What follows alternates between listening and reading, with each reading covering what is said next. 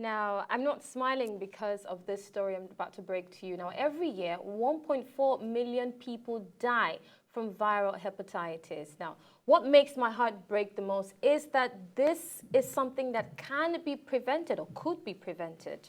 And that's why we are joining the rest of the world to commemorate today. It is World Hepatitis Day, and the theme for this year, 2015, is Prevent Hepatitis, Act Now.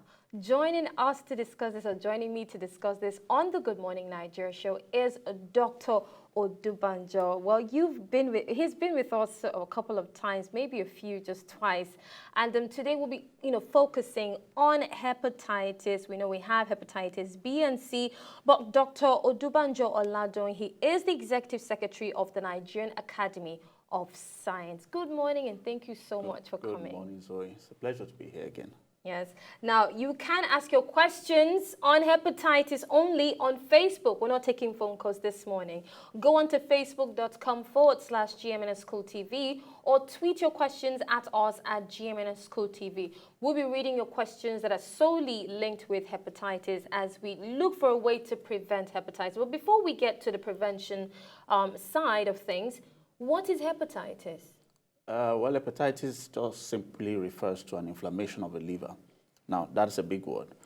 Inflammation would mean the kind of reaction you get when you kind of bruise your skin, and then it becomes red and swollen and all that. So you can imagine that happening in your liver. That basically is what hepatitis is, and it's caused by viruses, not just one, there are a few of them. And so again, you say virus, you remember Ebola virus. So viruses are so many. Cousins, relative, big extended family. So hepatitis has its own nuclear family, A, B, C, D, and once they get in the body, they can actually infect the liver and cause this kind of bruising type reaction in the liver. So that's what we call hepatitis. What causes the infection? I understand, the most part that it's an infection. What leads to that infection? Well, it's the ability of the virus to get in our body one way or the other. Sometimes, some of them get in through blood and blood products. So when you talk about, blood transfusion, that's an issue. When you talk about people sharing needles in drug users, and other means whereby people can actually exchange or get blood products exchanged. The other issue you would have is, again, some are sexually transmitted, actually. And then you can actually swallow them. Uh-oh. Okay, I said that to catch you. Yeah, just to catch your attention. I saw you were distracted with that little thing. So, oh my God, you never cease to amaze me. But since we're into distracting each other now, there's so many types of hepatitis. Right. I'm actually very eager to know about the B, C, because it seems they're the most deadly. I'm not sure if I'm correct, but please explain that to us. We have the A, B, C, D, E. Right. The B and C are very notorious criminals, perhaps more because of the chronic infection they can cause, and therefore their complications, even on the long term. So they can cause what you call a liver cirrhosis, which is irreparable damage of the liver, simply put. And then they can also... That's a death sentence? Basically.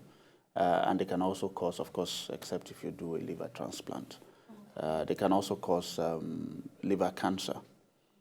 So that's why those two are particularly notorious. The fact that someone can get an infection now, it seems to be fine after that. But then 20 years down the line, you're actually battling the complication of that infection you had 20 years ago. So hepatitis is pretty dangerous, but that long-term sequelae, being long-term, sometimes makes it be taken for granted, as it were. So that's the peculiarity of B and C. Okay. Right. So what is the general symptom that one would have? God forbid anyone has it. This is really dreadful. You putting B and C as dangerous criminals. What will be these symptoms to look out for you to get yourself checked, whether it's AB, whether it's DE or BC? Right. Well, initially, actually, the symptoms are like you get with many other diseases. So the headaches, the fever, the tiredness, the joint pains. But then ultimately, one of the things that people tend to see often are the yellow eyes. You know, so when you get the yellow eyes, I've been hearing this yellow eyes. My mom says it all the time. I'm sure Olive's mom and Eno's mom says it too. Please explain yellow eyes, because I mean, I can have ink, yellow ink in my eye. They really. This won't be ink, I can guarantee you. We have a cataract. Please, really, honestly, break down yellow eyes. What tends to happen is that you have bile. You know, you have bile in your intestinal system, and the liver is related to how that functions. So once the liver is damaged... Is it the same yellow you throw out when you're vomiting? Sometimes. When you have malaria? Sometimes. That makes it look like your intestines are... Yeah, sometimes, especially on a very empty stomach. Sometimes you get that kind of scenario. And sometimes it turns green. Yes, it's greenish yellow. Yes. Actually, it's greenish yellow. But ultimately, it just means this is not being digested or excreted properly. So the levels actually of what we call bilirubin rises in the body, and it shows in the eyes. So we can actually see it. I wish we had a picture. I wish we had a picture, because I'm actually looking at one on my tablet, and I wish we had a picture to actually see this yellow eyes, because I'm sure people, you know, especially most times when we have these health-wise shows, it's because to reach out to the rural areas, those people that may not have the opportunity to always pay frequent visits to the clinic. So this is like a free doctor's appointment. You are welcome. But I'm not getting paid. That breakfast is what again? Okay, so still dealing with these symptoms. So we have yellow eyes, we have the regular headaches, joint pain, high, temperature. And of course, it could get really worse, and in which case it becomes what you call a fulminant hepatitis. Fulminant? Fulminant. That just means it's gone out of hand. No, fulminant. I'm just kidding. Okay, so it's gone out of hand. It leads to basically a liver failure and ultimately a systems failure and ultimately death. So it could be that bad. Otherwise, usually you'll manage supportively, the person gets a little better or just recovers. It's self-limiting. Many viruses tend to be self-limiting, just like your common cold virus. So you get a little sick, after a few days you get well. So it tends also to happen that way with some rest and whatnot. People can recover from hepatitis, hopefully, if it doesn't get really, really bad. Is it possible that the A, B, D, and E leads to B and C? And I'm wondering why B and C comes in the middle. No, they're all different. But sometimes you can have what you call a co-infection, which is B can decide I'm playing along with C, or, D can say, hey, I like working with B, and they both go in together. And usually when you and usually when you have that, you usually have a more dangerous disease. Oh my goodness! So you can actually have hepatitis A, B, C, D, E. Well, I haven't read that before, where someone had all five. It must be that they are coming from his village. I'm just joking. But well, let me turn it around. That's Olive's words. They're chasing you from a village.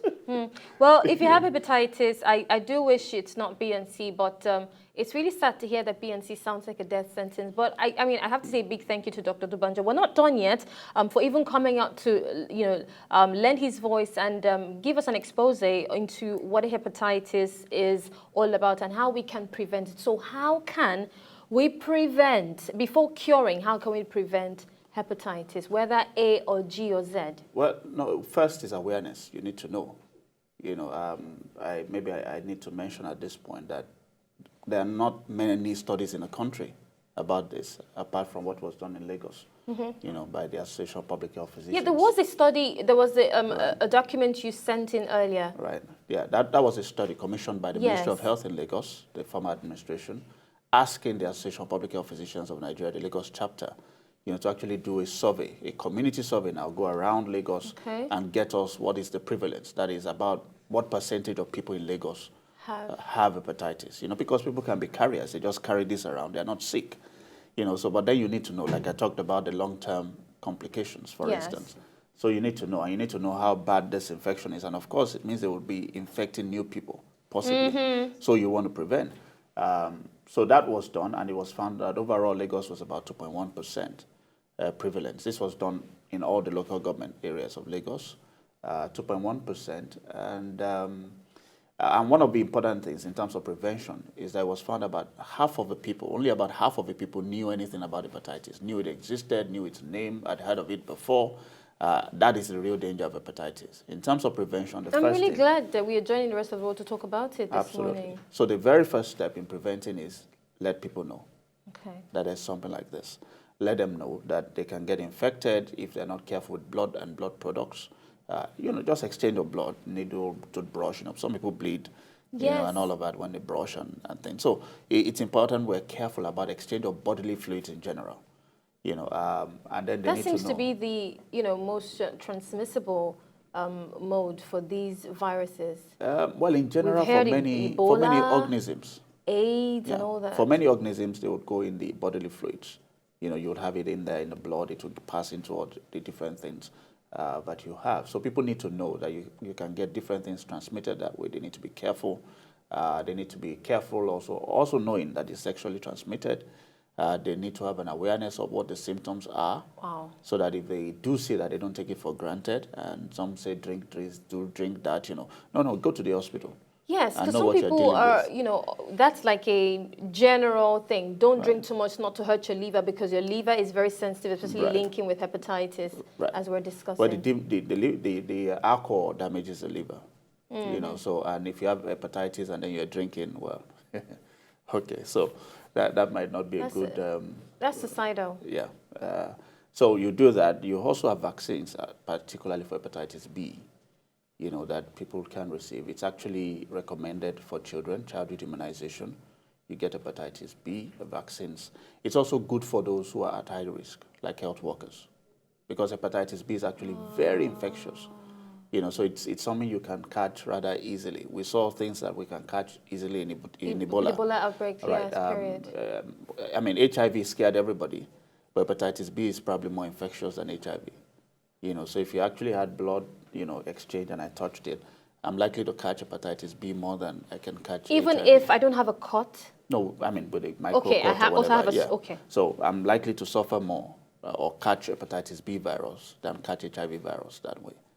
Faster. It's more infectious. That's so interesting. it's something to really watch out for, and that's why we'll say that health workers should also have the vaccines, should get the vaccines regularly, because they're exposed to these vaccines. How regular is it to be administered? No, ultimately, if you get your 3 shots, that should three shots. Yeah, that should provide you immunity in a year. No, for life. For life. Oh, ideally. Yeah. Okay. So from childhood, you should have received that. That's recommended now. People can get that as children. But even if they don't, you go to the health workers, make sure they are vaccinated because they can catch easily, they can transmit easily. Okay, doctor, permit us to take a call. Someone has a question, surrounding hepatitis as we join the rest of the world. Timothy, good morning. Oh, apologies, Timothy. You can't call us back, okay? We still have about 3 minutes to wrap up this discussion. So if you have questions on hepatitis, let's know what they are, and hopefully Dr. Odubajo can, supply you with some consultations, some of his wealth of knowledge, from his wealth of knowledge. But let's look, I'm looking at some statistics here. Recent statistics indicate that not less than 23 million Nigerians are estimated to be infected with hepatitis B virus. Why are we very, God forbid, I don't want to say attracted, but why are we so prone to the B? That's the dangerous criminal here. Yeah, well, it's just that the B is often surveyed, because of its notoriety, And like I said, the study even done by PHPN for Lagos was particularly on B and C, also not A, not D, and all of that. But 23 million, I don't know. Doesn't look. This is the only community study that I know, population-based study ever done that I know in the country. Forgive me, doctor. We have Lanre from Oshogbo who wants to ask you a question on about hepatitis. Hello, Lanre. Yes, please, I'm Lanre calling from Oshogbo. Yes, I want to know how to one manage hepatitis. How can one manage hepatitis? Can you turn down the volume of your television? Okay. How can one manage hepatitis? Larry, we got your question. Can you just keep watching, let the doctor respond to that? How can one manage it? You've talked about, Number one, don't try to do it yourself. Great. And I think that's an important negative. Don't go to a chemist and get a drug or something. So number 2, go to the hospital. Number 1, don't do it yourself. Number 2, go to the hospital. Number 3, the doctor knows what to do. It's largely supportive, but basically it's really complex. It's not the kind of thing you deal with at home. What about some lifestyle tips? I know the doctor will also advise you in that regard, but some lifestyle tips that will help us. Well, basically, like we've said about alcohol, I mean, you would avoid alcohol, definitely. That's a major one to avoid. Larry, I hope you're watching. Avoid alcohol. I mean, a lot of fluids would be helpful, but like I said, it's a complex thing. It's supportive management, but it's important that you're actually being tested and managed supportively by a specialist who knows what he's doing. Okay. It's not like malaria. You just say, oh, give me this, and you throw it in your mouth, and you say, I'll be fine. No. In any case, malaria, self-diagnosis and medication is not advisable. I think, Nigerians, we need to move from that era whereby we heal ourselves, we're doctors to ourselves. But, final question before I let you go. How is it cured? I mean, he's talked about managing hepatitis in the event that you have this disease, but how can it be cured? Apart from liver transplant. Actually, largely we don't talk about cure. That's another way of saying no. It's not quite curable. It cures itself. Let me put it that way. It's self-limiting in many cases. So many people would recover if it didn't get very complicated acutely and they died or whatever. They would recover. And then in a few cases, the people will carry on with a chronic infection, and that can have dangerous results in the future. However, I mean, there are a few drugs, but the usefulness is debatable. Sometimes the drugs help to ensure the person doesn't proceed on to the fulminant hepatitis I spoke about. Okay. It just reduces the chances that that person will have that and die at that point. But basically, it's self-limiting.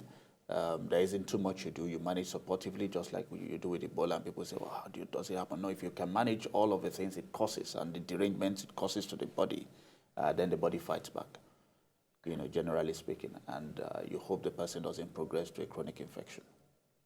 All right. You've talked about body fluids, and that includes saliva, blood. Right. We have a question on Facebook that actually, is tilting to that, asking, can I get hepatitis transmitted to my body through saliva? That's yes. Yes. Avoid body fluids in general, body sweat. Yes. Avoid body fluids. Maybe not sweat, but avoid body fluids in general. When we talk about infections, it's good to be wary of body fluids. Okay. Yeah. Thank you so much, Dr. Odubajo, for coming on the show this morning and celebrating with us the fight against hepatitis as we look to prevent it some more here in Nigeria. It's been a blessing hearing you, bless other people with those words on how to prevent it and how to manage it. Well, we're taking this conversation now to facebook.com/GMNS School TV. Thank you, and hopefully we'll be seeing you soon. Thank you. When you have coffee, yes. Oh my goodness, he just did it! Well, going on a quick break. When we come up, we have odd news, we have social media check, and thankfully we won't be having Dr. Odubajo calling us out on national TV. Thank you, but thank you so much for coming. We're in the season of change.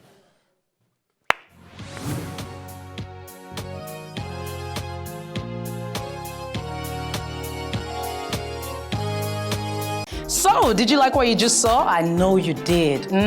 It's very simple. If you want to see more, just subscribe to our channel right now.